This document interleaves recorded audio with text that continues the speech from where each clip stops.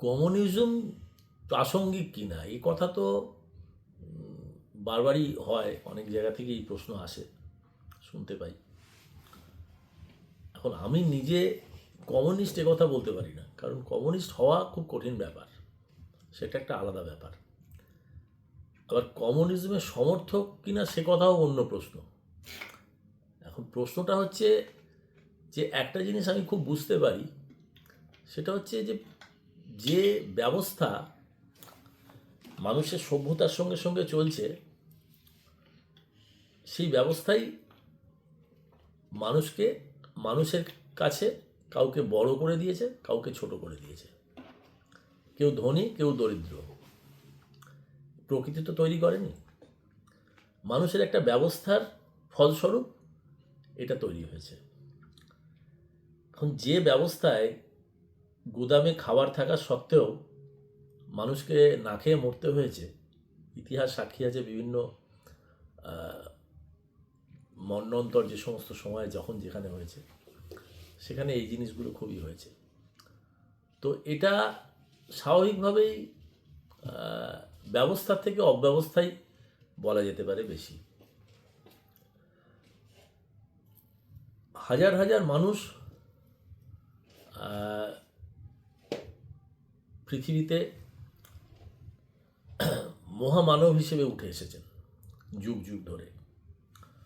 শিল্পে, সাহিত্যে, বিজ্ঞানে তারা মানুষকে আজকের মানুষে পরিণত করেছেন তাদের অবদানের জন্যেই।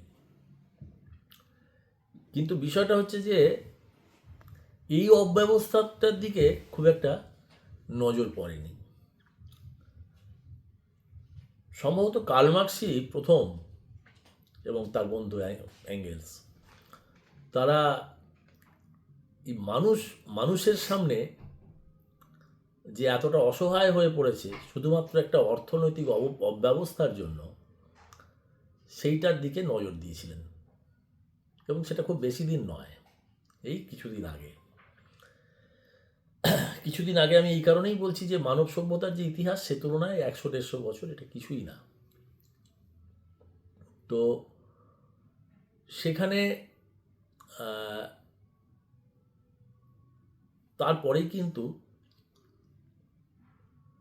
এই যে চাকরি মানে যে কৃতদাস নয়, চাকরি করে একটা মানুষ একটা সুস্থ, স্বাভাবিক, ভদ্র, মাথা উঁচু করে বেঁচে থাকার যে উপায় কাটাতে পারে, সেটা তারপর থেকেই ধীরে ধীরে শুরু হয়েছে। এবং সেটা সেই 24 ঘন্টা কাজ করার থেকে 8 ঘন্টা কাজই হোক, বা লিভিং ওয়েজেসই হোক, এই সমস্তগুলো। তো এই ব্যবস্থাটাকে নিয়ে তো ভাবা উচিত, এবং এই ব্যবস্থাটাই তো একমাত্র আশার আলো এই পৃথিবীতে সেই অব্যবস্থার বিরুদ্ধে, যেখানে একটা মানুষ শুধুমাত্র টাকার কারণে একটা মানুষের থেকে বড় হয়ে যায়, তার মালিক হয়ে যায়, তাকে কিনে নেয়।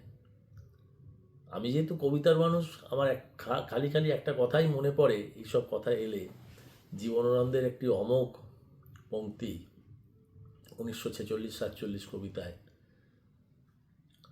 সেই সব উঁচু লোকেদের দাবি এসে সব কিছু নিয়ে যায়, নারীকেও নিয়ে যায়। এই নারীকেও নিয়ে যায় কথার মধ্যে দিয়ে কবি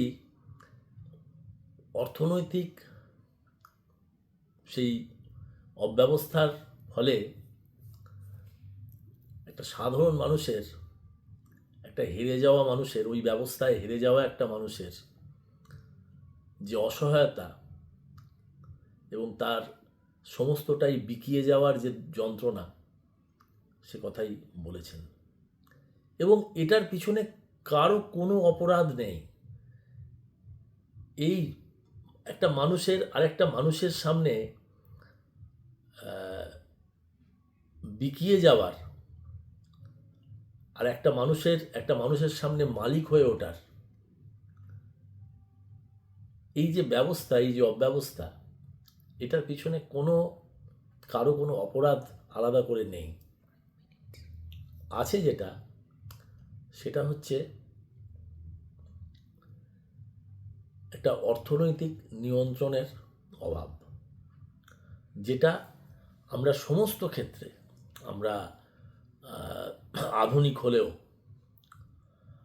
সে বিজ্ঞান আমাদেরকে সমস্ত ক্ষেত্রে, অনেক কিছুর ক্ষেত্রেই প্রকৃতির নানা যন্ত্রণা থেকে, অন্ধকার থেকে আমাদেরকে আলোয় নিয়ে এলেও মানুষের তৈরি করা এই যে কারাগার, মানুষের তৈরি করা যে এই অর্থনৈতিক অব্যবস্থা, সেটা থেকে আনার আর কোনো পথ আর কেউ দেখাতে পারেননি। কার্ল মার্ক্সই চেষ্টা করেছেন।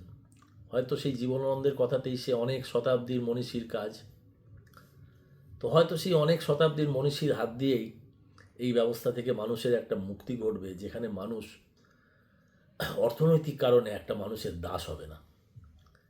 এবং তার প্রথম পদক্ষেপ তো অবশ্যই কার্ল মার্ক্স, সেই মনীষীদের প্রথম মনীষী। তারপর কি হবে সেই ইতিহাসই জানে। তো এই ব্যবস্থাটার প্রতি আমি আস্থাশীল, এবং মানুষের ওপর আমার এই বিশ্বাস আছে যে মানুষ একদিন